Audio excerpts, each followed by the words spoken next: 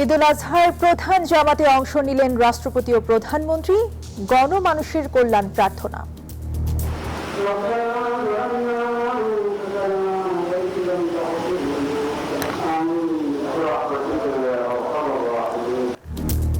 কাঙ্ক্ষিত দেশ গড়তে কাজ করার আহ্বান প্রধানমন্ত্রীর।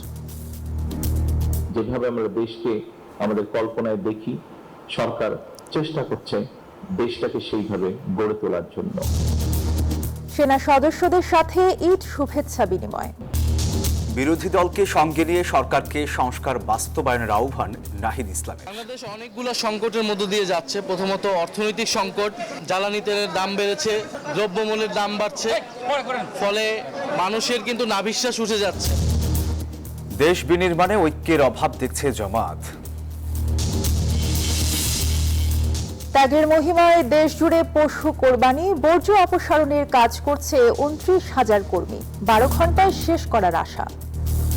কুরবানির যে বর্জ্য সংগ্রহ করে ১২ ঘন্টার মধ্যে অপসারণ করে ল্যান্ডফিল্ডে নিয়ে গিয়ে ব্লিচিং পাউডার স্যাভলন দিয়ে পরিষ্কার করে নগরবাসীকে স্বস্তি দিবে। চলছে চামড়া সংগ্রহ। ঈদে চরম হাহাকার, ৮ দিন হাসপাতালে নিহত শিশুদের পরিবারে। তদন্তের প্রেক্ষিতে কঠোর আইনি ব্যবস্থা নেওয়ার হুঁশিয়ারি স্বাস্থ্যমন্ত্রীর। আমরা একটা তদন্ত কমিটি গঠন করা হয়েছে আমাদের একটা হসপিটালের নেতৃত্বে। ৭২ ঘন্টার ভিতরে তার রিপোর্ট প্রতিবেদন দাখিল করবে। চট্টগ্রাম বন্দরের বহির্নোঙরে ভোজ্য তেলের জাহাজে আগুন। ঈদ ও যুদ্ধ বিরতির মধ্যেই ইরানে যুক্তরাষ্ট্রের নতুন হামলা। চুক্তি নিয়ে অসন্তুষ্ট ট্রাম্প। লেবানন ও গাজায় ইসরায়েলের ভয়াবহ অভিযোগ। দর্শক, ঈদ মুবারক। স্বাগত নিউজ 24 সংবাদে। পুরো সংবাদে আপনাদের সাথে আছি আমরা দুজন। আমি সোহাগ বক্স এবং আমি তাসনিম অর্থী। দেখছিলেন বিআরবি কেবল সংবাদ শিরোনাম। এবারে পুরো খবর। ত্যাগ, সহমর্মিতা আর আত্মশুদ্ধির বার্তা দিয়ে অনুষ্ঠিত হলো ঈদের প্রধান জামাত। জাতীয় ঈদগাহ ময়দানে পবিত্র ঈদুল আজহার নামাজ আদায় করেন রাষ্ট্রপতি মোহাম্মদ শাহাবুদ্দিন ও প্রধানমন্ত্রী তারেক রহমান। ত্যাগের মহিমায় উদ্ভাসিত হয়ে সত্য এবং সুন্দরের পথে ধাবিত হওয়ার প্রত্যাশায় দোয়া মোনাজাতে অংশ নেন রাষ্ট্রের শীর্ষ কর্তা ব্যক্তিরা। পবিত্র ঈদুল আজহার বরকতময় সকালে আল্লাহর দরবারে শুকরিয়া আর ত্যাগের মহিমায় উজ্জীবিত হতে ভোর থেকেই রাজধানী জুড়ে শুরু হয় মুসল্লিদের পথচলা। জাতীয় ঈদগাহে ঈদের নামাজ আদায় করতে ঢল নামে মুসল্লিদের। নির্ধারিত সময়ের আগেই পূর্ণ হয় জাতীয় ঈদগাহের বিশাল মাঠ। প্রধান ঈদ জামাতে অংশ নিতে ঈদগাহে পৌঁছালে প্রধানমন্ত্রী তারেক রহমানকে স্বাগত জানান সংশ্লিষ্টরা। যোগ দেন রাষ্ট্রপতি মোহাম্মদ শাহাবুদ্দিনও। তাকবীরের মধ্য দিয়ে শুরু হয় ঈদুল আজহার প্রধান জামাত। সারিবদ্ধ কাতারে হাজারো মুসল্লির সঙ্গে একই প্রার্থনায় দাঁড়ান রাষ্ট্রের দুই শীর্ষ ব্যক্তি। এছাড়াও জামাতে অংশ নেন মন্ত্রিসভার সদস্যবৃন্দ, প্রধান বিচারপতি ও অন্যান্য বিচারপতিগণ, রাষ্ট্রের গুরুত্বপূর্ণ ব্যক্তিবর্গ এবং মুসলিম দেশগুলোর কূটনৈতিক মিশনের প্রধানরা। খুতবায় ত্যাগের মহিমা ও মানবিক মূল্যবোধের কথা তুলে ধরা হয়। পরে দেশ ও জাতির শান্তি, অগ্রগতি এবং মুসলিম উম্মার কল্যাণ কামনা করে দোয়া ও মোনাজাতে অংশ নেন সবাই। মোনাজাত শেষে গাম্ভীর্যের জায়গা নেয় ঈদের শুভেচ্ছা আর সৌহার্দ্য। রাষ্ট্রপতি ও প্রধানমন্ত্রী কোলাকুলিতে বিনিময় করেন ঈদের শুভেচ্ছা। আনুষ্ঠানিকতার বাইরেও ছিল অন্য এক দৃশ্য। নামাজ শেষে সাধারণ মানুষের সঙ্গে শুভেচ্ছা বিনিময় করেন প্রধানমন্ত্রী তারেক রহমান। কেউ মোবাইলে সেই মুহূর্ত ধরে রাখেন, কেউ শুধু কাছ থেকে দেখার আনন্দেই মুগ্ধ। সাধারণ মানুষও কোলাকুলির মধ্য দিয়ে প্রিয়জনের সঙ্গে ঈদের আনন্দ ভাগাভাগি করে নেন। দোয়া করেন দেশ ও মুসলিম উম্মার জন্য। বাংলাদেশের প্রতিটি স্তরে যে স্যাক্রিফাইস, কোরবানির শিক্ষা, এটা যাতে আমরা ব্যক্তিগত জীবনে চর্চা করতে পারি। বিশ্ব মুসলমান বিভিন্নভাবে বাধাগ্রস্ত হচ্ছে, সংকটে গ্রস্ত হচ্ছে। এই সংকট থেকে উত্তরণের জন্য আমি মহান আল্লাহ তাআলার কাছে দোয়া করেছি। ভালো লাগছে, এই জাতীয় ঈদগাহে প্রথম নামাজ পড়তে এসেছি। আজকে ঈদের নামাজের শেষে নিজ গুনাহ মাফের জন্য দোয়া করেছি, প্রত্যেক মুসলিমের জন্য দোয়া করেছি, নিজের ব্যক্তি, পরিবার, সমাজ ও রাষ্ট্রের জন্য দোয়া করেছি। পশু কোরবানির মাধ্যমে মনের পশুকে কোরবানি করার কথাও জানান তারা। ত্যাগের মহিমার আত্মশুদ্ধির বার্তা নিয়ে প্রতি বছরের মতো এবারও সব শ্রেণী পেশার মানুষের এক মহামিলন মেলায় পরিণত হয়েছিল জাতীয় ঈদগাহ ময়দান। নামাজ আর মোনাজাত শেষে সবার কণ্ঠে ছিল একই আকুতি, সকল ভেদাভেদ ভুলে নতুন বাংলাদেশ বিনির্মাণ। জুবাইর সানি, নিউজ 24, জাতীয় ঈদগাহ, ঢাকা। প্রধানমন্ত্রী তারেক রহমান বলেছেন, সবার কাঙ্ক্ষিত একটি নিরাপদ ও পরিকল্পিত বাংলাদেশ গড়ে তুলতে হবে। সবাই যার যার অবস্থানে থেকে নিজ দায়িত্ব পালন করলেই তা করা সম্ভব হবে। ঢাকা সেনানিবাসে ঈদ শুভেচ্ছা বিনিময়কালে তিনি এসব কথা বলেন। এর আগে বাবা সাবেক রাষ্ট্রপতি জিয়াউর রহমান এবং মা সাবেক প্রধানমন্ত্রী বেগম খালেদা জিয়ার সমাধিতে শ্রদ্ধা নিবেদন করেন তিনি। পবিত্র ঈদুল আজহা উপলক্ষে শুভেচ্ছা বিনিময় করতে সেনানিবাসে যান প্রধানমন্ত্রী তারেক রহমান। সেনা অফিসার, জেসিও ও সৈনিকদের সঙ্গে শুভেচ্ছা বিনিময় করেন তিনি। সংক্ষিপ্ত ভাষণে সেনানিবাস এলাকায় বেড়ে ওঠার স্মৃতিচারণ করেন সরকার প্রধান।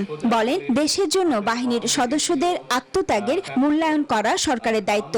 জানান, সবার প্রত্যাশা অনুযায়ী একটি সুন্দর ও নিরাপদ বাংলাদেশ গড়ে তুলতে সচেষ্ট সরকার। আমরা চাই আমাদের সন্তানেরা সুন্দরভাবে লেখাপড়া করার সুযোগ পায়। আমরা চাই আমাদের পরিবারের সদস্যরা, আমাদের বাবা মা, স্ত্রী, সন্তান, আত্মীয় স্বজন সবাই চিকিৎসার সুযোগ পান। পরিবার যখন কোথাও বের হচ্ছে সে যাতে নিরাপদ থাকে, সে যেই হোক, পরিবারের যে কোনো সদস্য। বহু বছর দেশে না থাকতে পারার কথা তুলে ধরেন তিনি। বলেন, সবাই নিজ দায়িত্ব পালন করলেই কাঙ্ক্ষিত দেশ গড়ে তোলা সম্ভব হবে। আমাদের এই দায়িত্ব পালনের মধ্যে দিয়ে আমরা যাতে আমাদের পরিবার, আমরা যাতে আমাদের স্বজন, আমরা যাতে সমগ্রভাবে সমগ্র সারা দেশের মানুষকে নিরাপদ রাখতে পারি এবং আমরা আমাদের সেই প্রত্যাশিত বাংলাদেশকে ধীরে ধীরে গড়ে তুলতে পারি। আজকে এই ঈদের দিনে আল্লাহর কাছে এটাই হোক আমাদের চাওয়া। এর আগে ঈদের নামাজ শেষে বিএনপির সিনিয়র নেতাদের নিয়ে বাবা মার সমাধিতে শ্রদ্ধা জানান প্রধানমন্ত্রী। স্ত্রী ডাক্তার জুবাইদা রহমান এ সময় তার সঙ্গে ছিলেন। পরে জিয়া উদ্যানে শিশু কিশোরদের সাথে শুভেচ্ছা বিনিময় করেন তিনি। এদিকে বনানী কবরস্থানে ভাই আরাফাত রহমান কোকোর কবর জিয়ারত করেন তারেক রহমান। আমরা দেশবাসীর মঙ্গল কামনা করি, দেশের সমৃদ্ধির জন্য আমরা সবার কাছে দোয়া চাই। পরে বনানী সামরিক কবরস্থানে শ্বশুর রিয়ার অ্যাডমিরাল মাহবুব আলী ও পিলখানা হত্যাকাণ্ডে নিহতদের আত্মার শান্তি কামনা করে দোয়া করেন প্রধানমন্ত্রী। সাফিয়া সাসনা, নিউজ 24, ঢাকা। ত্যাগ, কোরবানি আর ভ্রাতৃত্ববোধের মহিমায় সারা দেশে ভাবগাম্ভীর্যের মধ্য দিয়ে উদযাপিত হচ্ছে পবিত্র ঈদুল আজহা। রাজধানী থেকে বিভাগীয় শহর সবখানে মুসল্লিদের ঢল নামে ঈদের জামাত। ত্যাগের মহিমা আর সাম্যের বার্তা নিয়ে ঈদুল আজহা উদযাপিত হচ্ছে সারা দেশে। বিভাগীয় শহরগুলোতে লাখো মানুষের অংশগ্রহণে ঈদ জামাত পরিণত হয় এক মিলন মেলায়। চট্টগ্রামে পবিত্র ঈদুল আজহার প্রধান জামাত অনুষ্ঠিত হয় নগরের ঐতিহ্যবাহী জমিয়তুল ফালাহ মসজিদ প্রাঙ্গণে। অগণিত মুসল্লির ঢল নামে এ জামাতে। রাজশাহীর হযরত শাহ মাকদুম রহমতুল্লাহ আলাই কেন্দ্রীয় ঈদগাহ মাঠে অনুষ্ঠিত হয় ঈদুল আজহার প্রধান জামাত। এ সময় কেন্দ্রীয় ঈদগাহে নামাজ আদায় করেন ভূমিমন্ত্রী মিজানুর রহমান মিনু। আমি সবাইকে ঈদুল আজহার শুভেচ্ছা জানাই এবং দেশের সমৃদ্ধি সাফল্য কামনা করছি। খুলনায় ঈদুল আজহার প্রধান জামাত অনুষ্ঠিত হয় টাউন জামে মসজিদে। নামাজ শেষে মহান আল্লাহর করুণা কামনায় বিশেষ মোনাজাত করা হয়। বরিশালে ঈদের প্রধান জামাত অনুষ্ঠিত হয় নগরীর কেন্দ্রীয় হেমায়েত উদ্দিন ঈদগাহ ময়দানে। এ জেলার সদর আসনের সংসদ সদস্য মজিবুর রহমান সারোয়ার সহ অগণিত মুসল্লি অংশ নেন এ জামাতে। আজকে বরিশালবাসী সবাই এখানে আমরা ঈদের নামাজ পড়তে আসি। আমার এখানে মনে করছে আছে দেলোয়ার হোসেন সাইদুল গল্প। ঠাকুরগাঁও সরকারি বালক উচ্চ বিদ্যালয় মাঠে ঈদের জামাতে অংশ নেন স্থানীয় সরকার মন্ত্রী মির্জা ফখরুল ইসলাম আলমগীর। আসুন আমরা সবাই আমাদের ভেদ ভুলে গিয়ে ঐক্যবদ্ধ হয়ে আল্লাহ তাআলার নির্দেশে আমরা সবাই এগিয়ে যাই। এদিকে বৈরী আবহাওয়া উপেক্ষা করে ঐতিহ্য অনুযায়ী শটগানের গুলির শব্দে কিশোরগঞ্জের শোলাকিয়ায় ঈদের জামাত অনুষ্ঠিত হয় সকাল 9টায়। এদিকে দক্ষিণ এশিয়ার সবচেয়ে বড় ঈদগাহ দিনাজপুরের গোরে শহীদ মাঠে সকাল 8টায় অনুষ্ঠিত হয় ঈদের নামাজ। জামায়াতে অংশ নেন দূর দূরান্ত থেকে আসা মুসল্লিরা। উৎসাহ, উদ্দীপনা আর কুশল বিনিময়ের মধ্য দিয়ে নরসিংদীতে পালিত হয় ঈদের নামাজ। উপজেলার মনোহরদী সরকারি মডেল পাইলট উচ্চ বিদ্যালয় মাঠে ঈদের নামাজ আদায় করেন স্বাস্থ্য ও পরিবার কল্যাণ মন্ত্রী সরদার মোহাম্মদ শাখাত হোসেন বকুল। আমরা আজকে যেভাবে সকল মানুষ দলমত নির্বিশেষে একত্রিত হয়েছি, দেশটাকে যেন আমরা একত্রিত হয়ে দুর্নীতিমুক্তভাবে যাতে আমরা করতে পারি। এদিকে কুমিল্লার কেন্দ্রীয় ঈদগাহ ময়দানে নামাজ আদায় করেন কৃষিমন্ত্রী মোহাম্মদ আমির উদ্দিন রশিদ। অন্যদিকে কুমিল্লার দেবিদ্বারে নামাজ শেষে শিশুদের সাথে ঈদ আনন্দে মেতে ওঠেন এমপি হাসনাত আব্দুল্লাহ। আমাদের সবার ডেস্ক রিপোর্ট, নিউজ 24। বিরোধী দলকে সঙ্গে নিয়ে সরকারকে সংস্কার বাস্তবায়নের আহ্বান জানিয়েছেন এনসিপির আহ্বায়ক নাহিদ ইসলাম। দেশের বর্তমান পরিস্থিতি নিয়ে তীব্র ক্ষোভ ও উদ্বেগ প্রকাশ করেন তিনি। আর নতুন দেশ গড়তে যেভাবে ঐক্যবদ্ধ হওয়ার দরকার ছিল তার অভাব দেখছে বিরোধী দল। এই ঈদে সরকার জুলাই যোদ্ধা ও শহীদ পরিবারকে গুরুত্ব দেয়নি বলে অভিযোগ জামায়াতের। বৃহস্পতিবার ঈদের নামাজ শেষে রমনা সমাজ কল্যাণ সোসাইটির উদ্যোগে সুবিধাবঞ্চিতদের মাঝে কোরবানির মাংস বিতরণ করা হয়। এ সময় কথা বলেন ঢাকা মহানগর দক্ষিণ জামায়াতের আমির নুরুল ইসলাম বুলবুল। বলেন, সরকার ঈদে জুলাই যোদ্ধা ও শহীদ পরিবারকে গুরুত্ব দেয়নি। তাদের প্রতিষ্ঠিত করার জন্য বড় অঙ্কের আর্থিক সহযোগিতা দেওয়ার সরকারের কাছে দাবি জানান তিনি।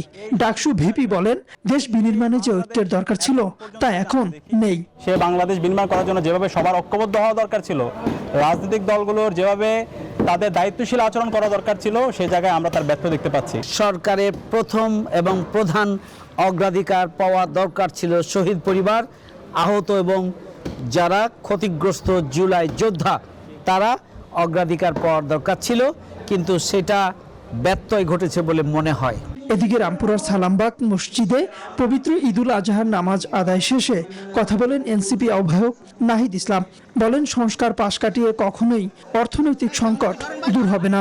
বাংলাদেশ অনেকগুলো সংকটের মধ্য দিয়ে যাচ্ছে। প্রথমত অর্থনৈতিক সংকট, বা জ্বালানি তেলের দাম বেড়েছে, দ্রব্যমূল্যের দাম বাড়ছে, ফলে মানুষের কিন্তু নাভিশ্বাস উঠে যাচ্ছে। আর সবচেয়ে গুরুত্বপূর্ণ হচ্ছে আইন শৃঙ্খলার ভয়াবহ অবনতি। আমরা দেখতে পেলাম যে শিশু থেকে শুরু করে বয়স্ক তারা ধর্ষণের শিকার হচ্ছে, নির্যাতনের শিকার হচ্ছে। পাড়া মহল্লায় মাদকের সিন্ডিকেট আগের চেয়ে আরো শক্তিশালী হয়ে উঠেছে, যার পুরো দায় বর্তমান সরকারকেই নিতে হবে বলে হুঁশিয়ারি দেন নাহিদ ইসলাম। ফলে এই যে আইন শৃঙ্খলার অবনতি। তাওফিদুল ইসলাম, নিউজ 24, ঢাকা। সকাল থেকেই উৎসব মুখর পরিবেশে সামর্থ্য অনুযায়ী আল্লাহর সন্তুষ্টির উদ্দেশ্যে পশু কোরবানি দিচ্ছেন ধর্মপ্রাণ মুসল্লিরা। আর এদিকে অলিগলিতে কোরবানি দেওয়ার মাঝেই শুরু হয়েছে পশুর বর্জ্য অপসারণের কাজ। দুই সিটি কর্পোরেশনের পরিচ্ছন্নতা কর্মীদের পাশাপাশি নিজ উদ্যোগে বর্জ্য পরিষ্কারে এগিয়ে আসছেন সাধারণ মানুষও। ত্যাগ আর মানবিকতার বার্তা নিয়ে আবারও এসেছে কোরবানির ঈদ। জামাতে নামাজ আদায়ের পর শুরু হয় পশু কোরবানি। কোরবানির জন্য আগে পরিষ্কার পরিচ্ছন্ন করে নেওয়া হয় পশুকে। উৎসব মুখর পরিবেশে সামর্থ্য অনুযায়ী কোরবানি দেন ধর্মপ্রাণ মুসল্লিরা। সবাইকে নিয়ে যে আমরা ভালোভাবে এরকম ঈদ করতে পারি, কোরবানি উদযাপন করতে পারি। আল্লাহর পক্ষ থেকে গোছানো সাজানো একটা স্যাক্রিফাইস। গরু কাটা থেকে শুরু করে নিয়ে যে যার যার সাধ্যমতো কোরবানি দিচ্ছে এবং আমরা এই খুশিটা চারদিকে ছড়িয়ে দিতেছি। সিটি কর্পোরেশনের নির্দিষ্ট জায়গা ছাড়া অলিগলিতেও কোরবানি দিতে দেখা গেছে। কসাইদের পাশাপাশি নগরবাসীরা পশু কোরবানি ও মাংস কাটার কাজে যোগ দেন। এছাড়া বর্জ্য অপসারণের কাজেও সহায়তা করেন অনেকেই। সিটি কর্পোরেশন তো পরিষ্কার করছেই, আর আমাদের নিজ উদ্যোগে এলাকাবাসীর পক্ষ থেকে আমরা একটা উদ্যোগ নিয়েছি। আমরা ব্লিচিং পাউডার দিয়ে পুরো পরিষ্কার করার চেষ্টা করতেছি কমপ্লিট হওয়ার পরে। প্রত্যেকটা জায়গা থেকে নিজ নিজ দায়িত্ব নিয়ে একটু করলে উভয় পক্ষেরই, আমাদেরও এবং সরকারেরও, দেশেরও একটু ভালো হয় আর কি। রাজধানীর দুটি সিটি কর্পোরেশনের পরিচ্ছন্ন কর্মীরা বিভিন্ন এলাকা থেকে বর্জ্য অপসারণের কাজ করছেন। মাহমুদুল হাসান ইমন, নিউজ 24, ঢাকা। এবার লাইজলের সৌজন্যে পরিষ্কার পরিচ্ছন্নতা আপডেট।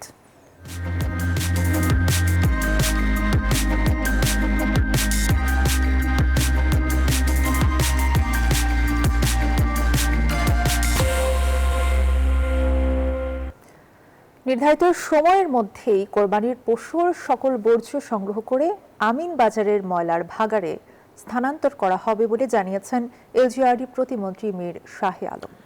বৃহস্পতিবার মিরপুরে ঢাকা উত্তর সিটির উদ্যোগে কোরবানির পশুর বর্জ্য ব্যবস্থাপনা কার্যক্রমের উদ্বোধনী অনুষ্ঠানে তিনি বলেন, সারা দেশে 29,000 পরিচ্ছন্নতা কর্মী কাজ করছে। এছাড়া বিভিন্ন জায়গায় এলাকাবাসীর উদ্যোগেও চলে কোরবানির বর্জ্য অপসারণ কার্যক্রম। ঈদুল আজহার দিন সকাল থেকেই চলে পশু কোরবানি। তাই কোরবানি পরবর্তী সময়ে বর্জ্য ব্যবস্থাপনাকে সঠিকভাবে সম্পন্ন করার ক্ষেত্রে রাজধানীর বিভিন্ন এলাকার বাসিন্দারা নিজ উদ্যোগেই সেরে নিচ্ছেন পরিচ্ছন্নতার কাজ। আমাদের নিজের উদ্যোগে আমরা সব কিছু ক্লিন করে রাখছি। দেখবেন অন্যান্য রোডের চেয়ে আমাদের রোডটা খুব ক্লিন। ময়লাটা এই যে সে গাড়িতে এসে নিয়ে যাচ্ছে এবং পরিষ্কার পরিচ্ছন্নতা থাকলে পরা আমাদের জন্য ভালো। তবে আবাসিক এলাকাগুলোর অবস্থা পরিচ্ছন্ন থাকলেও হাটগুলোতে এখনো পড়ে আছে বর্জ্য। এ নিয়ে নিজেদের সমস্যার কথা জানান এলাকাবাসীরা। গরু হাটের লেগে আমরা থাকতে পারি না, এটা গন্ধ লেগে অনেক, এটা যত দ্রুত তাড়াতাড়ি পরিষ্কার করা হোক।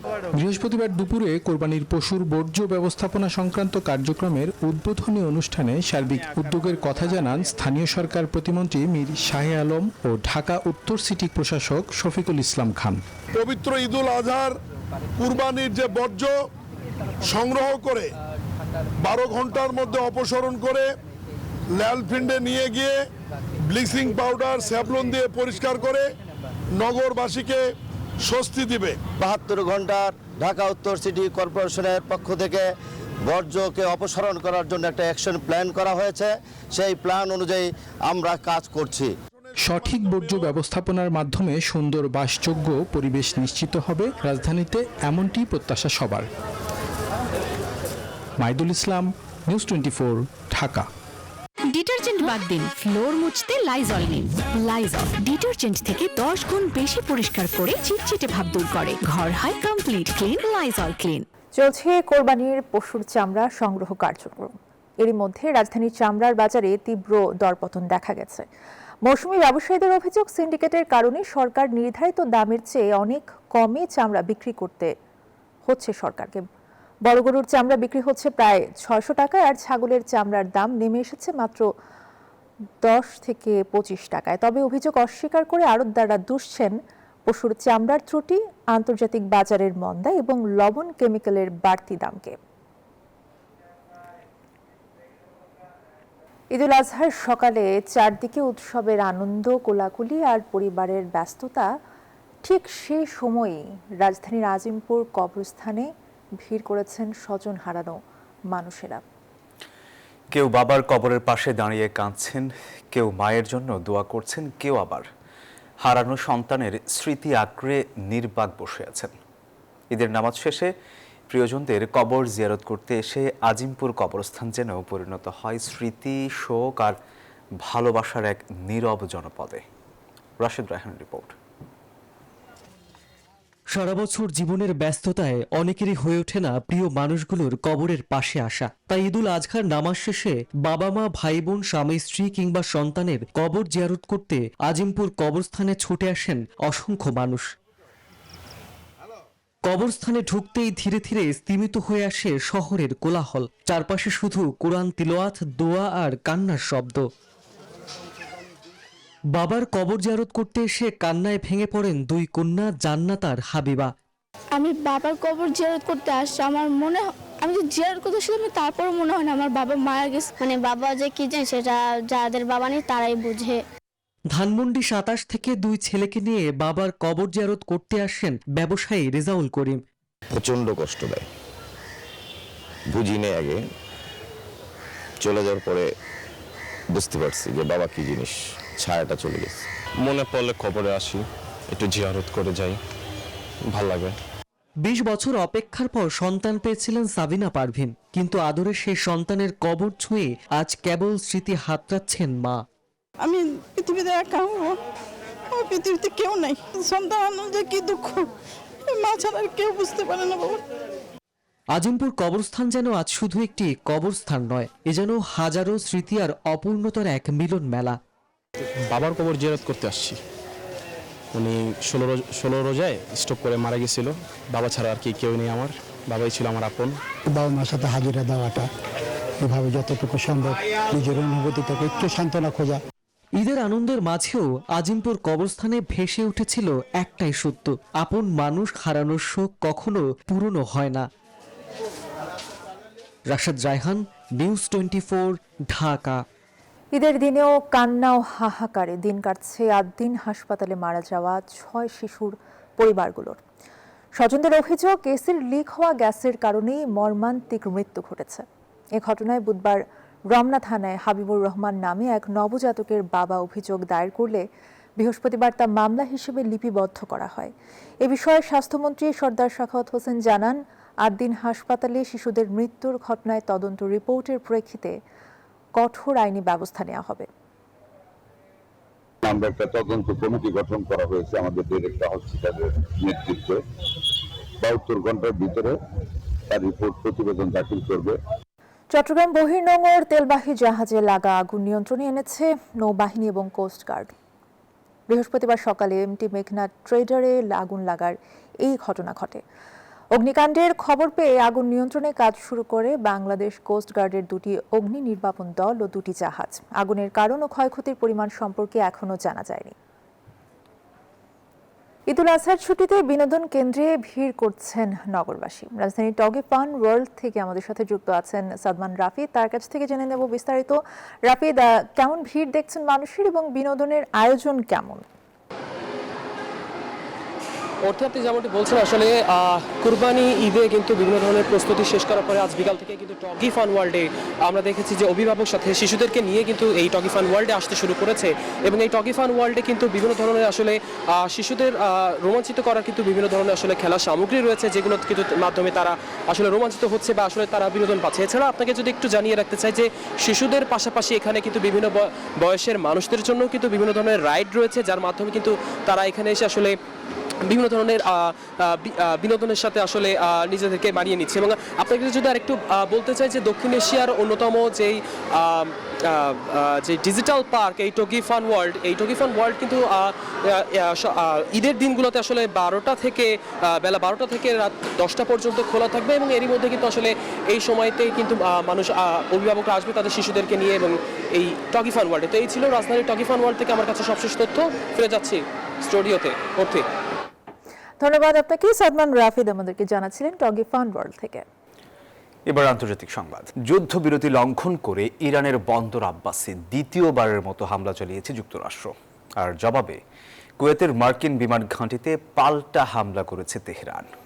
আর এমন অবস্থায় মার্কিন প্রশাসন হুমকি দিয়েছে ইরান সহ ওমানকেও ধসিয়ে দেওয়া হবে। অন্যদিকে লেবাননে ইসরায়েলি হামলায় প্রাণহানি ছাড়িয়েছে 16 জনে। যুক্তরাষ্ট্রের রোশানলে পড়ছে ইরানের বন্দর আব্বাস।